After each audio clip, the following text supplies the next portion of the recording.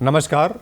हथकरघा और पावरलूम उद्योग को बढ़ावा देने और बुनकरों को आधुनिक तकनीक से जोड़कर उनकी आर्थिक और सामाजिक स्थिति सुधारने की दिशा में सरकार बहुत बड़ा काम कर रही है। तो बुनकरों को सरकार किस तरह की सुविधाएं दे रही है और कौन कौन सी कल्याणकारी योजनाएं चला रही है, इसी विषय पर जानकारी देने के लिए आज हमारे साथ हैं सरफराज अहमद भाई, जो कि खुद बुनकर हैं और बुनकर कल्याण के लिए, बुनकरों की सेवा के लिए काम करते रहते हैं। तो आइए जानते हैं सरकार बुनकरों के लिए कौन कौन सी सुविधाएं दे रही हैं। ये सरफराज अहमद भाई, सरकार जो है बुनकरों के लिए काफ़ी सुविधाएं दे रही हैं, तो सामाजिक आर्थिक सुधार के लिए कौन कौन सी जो है योजनाएं सरकार जो है बुनकरों के लिए चला रही है? सर्वप्रथम आपको और हमारे दूरदर्शन के दर्शकों को मैं तहे दिल से आदाब पेश करता हूं। और बनारस जो है काशी एक सांस्कृतिक राजधानी है भारत की, और हमेशा से जो है भारत का सांस्कृतिक नेतृत्व करती है। और सांस्कृतिक नेतृत्व करना और सांस्कृतिक धरोहर बनारसी साड़ी है। और बनारसी साड़ी जो बनास का बुनकर जो है हिंदू मुसलमान मिलके एक ताना बाना बनता है। ताना बाना मिल के वो एक हमारे डिस्ट्रिक्ट की पहचान तो है ही है, एक जो है कल्चरल भी चीज़ और रोजगार की बहुत बड़ा संसाधन भी है। मुख्य यहाँ की 60% जो आय का स्रोत है या जो भी बेस्ड है वो बनारसी साड़ी या बुनकारी है। इस आज की परिस्थिति में बहुत कुछ बदलाव आया। सरकार ने निचले स्तर के बुनकरों की सुध ली, उनको सब्सिडी डायरेक्ट पहुंचाई, चाहे धागा की सब्सिडी हो, चाहे बुनकरों के इलाज की संबंधी की समस्या हो, उनका कार्ड बनाकर जो गरीब बुनकर थे, पैसे से मोहताज थे, उनके मकान बनाने की व्यवस्था सरकार ने की।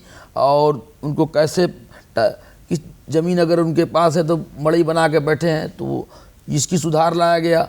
दूसरी चीज़ है कि जो पतन था हैंडलूम की तरफ से, जो लोग पतन करके जा रहे थे बाहर बाहर रोजगार करने, वो काफ़ी हद तक रुक गया। नहीं तो उनको लिए किस तरह का आधुनिक प्रशिक्षण जो है सरकार के तरफ से दिया जाता है, और आप उस दिशा में किस तरह से काम करते हैं? क्योंकि समय तो बदल रहा है, तो उसके साथ साथ तकनीक भी बदल रही है, तो आप तकनीकी रूप से जो है किस तरह से सरकार मदद करती है, उसमें आप किस तरह से सहायता देते हैं? देखिए, सरकार और हमारा बुनकर समाज, जो बनास का बुनकर समाज है, तकरीबन 60 या 70% इलिटरेट है, जानकार नहीं है।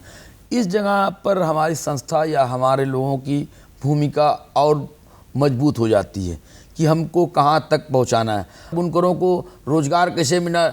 हम समूह जाके बना रहे हैं, हैंडलूम के समूह भी बना रहे हैं, घरों में औरतों को जाके ट्रेनिंग दे रहे हैं। और जो हमारे डिस्ट्रिक्ट जिला उद्योग है वो भी ट्रेनिंग दे रहा है। और हथकरघा भी जो सेवा केंद्र है, बुनकर सेवा केंद्र है, वो भी ट्रेनिंग दे रहा है। और NHDC है, वो भी सब्सिडी 10% धागे की दे रही, जो सही लोग हैं। और उसमें जो पहले चलता था कि लोग पावरलूम या दीगर कोई भी फॉल्स लोग जो होते थे, वो अपने आप को हैंडलूम नहीं भी रहता तो हैंडलूम प्रस्तुत कर देते। तो आज की स्थिति में जियो टेक हो रहा है, GI हुआ है, उनको एक पहचान मिला है, ताकि एक सही दिशा में सही लोग की छटनी हुई है, काउंटिंग हुई है, और तब वो सामने स्थिति स्पष्ट हो गई कि कितने लोग हैं, कहाँ है, क्या मदद है, कहाँ तक पहुँचनी है, किस स्तर तक क्या पहुँच रहा है। इस सब की सरकार साज्ञान ले रही है। और सरफराज भाई, सरकार जो है वन डिस्ट्रिक्ट वन प्रोडक्ट को लेकर के भी काफ़ी काम कर रही है, मतलब एक जिला एक उत्पाद। तो इस व्यवसाय में किस तरह से आप लोग मतलब आप तो बुनकरों के नेता भी हैं, प्रतिनिधित्व भी करते हैं, तो इस दिशा में आप लोग किस तरह से काम कर रहे हैं? देखिए, मैं अब मेरे मुंह की बात छीन ली। मैं वन डिस्ट्रिक्ट वन प्रोडक्ट का बहुत बड़ा फ़ैन हूँ कि वो वन डिस्ट्रिक्ट वन प्रोडक्ट जो माननीय हमारे योगी जी सरकार ने इसको सिलेक्ट किया, ये सबसे बेहतरीन प्रोडक्ट है, जो हमारे मॉडर्नाइजेशन के ज़माने में और अधिक डिमांड के ज़माने में। और हैंडलूम एक साड़ी वाकई धरोहर है, मगर ये धरोहर एक कॉस्टली होती जा रही है। मजदूर को मजदूरी कम मिल रही है, और इसलिए वो पावरलूम की तरफ जा रहा है। और इसकी आर्डर आज बढ़ गए, जब वो पतन की तरफ जाने लगा तो उसकी डिमांड बढ़ गई। तो अब वो जो लोग जा चुके हैं वो वापस नहीं आ रहे हैं, वो पावरलूम में ही लगे। तो अब पावरलूम और हैंडलूम एक वर्सेस ना बनने पाए, तो सरकार ने इस वर्सेस को खत्म करने के लिए ओडीओपी लाई कि दोनों को कैसे फायदा पहुंचाया जाए, पावरलूम और हैंडलूम सेक्टर को कैसे फायदा पहुंचाया जाए, उनको रोजगार से कैसे जोड़ा जाए। सरकार की योजना में कोई भी सिल्क है का प्रोडक्ट चाहे पावरलूम पे बना रहा है चाहे हैंडलूम पे बना रहा है, सरकार दोनों को एक आंख देखेगी, ये मकसद है। एक हैंडलूम की साड़ी तकरीबन 7,000 रुपये की लगभग आएगी, सबसे मिनिमम कॉस्ट की, अगर रॉ मटेरियल भी हल्का लगाया गया सस्ता तो 7,000 रुपये।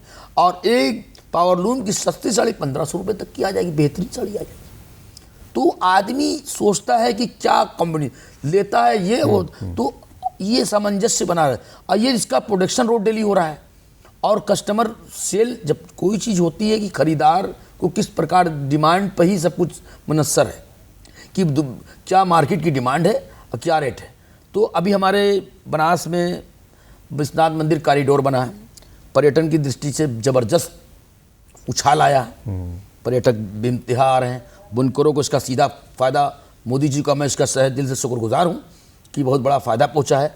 यहाँ का पर्यटन सर्किल माननीय मुख्यमंत्री जी ने भी इसको और डेवलप कर दिया, चाहे बोध सर्किट हो, चाहे सूफी सर्किट हो, चाहे ये आपके हमारे बाबा विश्वनाथ की सर्किट हो, ये सब डेवलप होने से मतलब एक तरह से अगर पर्यटक आएंगे तो जो यहाँ की बनारसी साड़ियाँ हैं उनकी डिमांड बढ़ेगी, और जो बुनकर भाई हैं उनका आय भी बढ़ेगा। विश्व की कहा जाए कि एक प्राचीन धरोहर है ये जो हथकरघा उद्योग और हाथ से बनी हुई जो साड़ियाँ हैं। जी जी, हाथ से बनी हुई साड़ियों का प्रोजेक्ट है, क्योंकि बनारस का जो बुनकर है वो पहले जो था अपनी एक पूंजी बना के चलता था।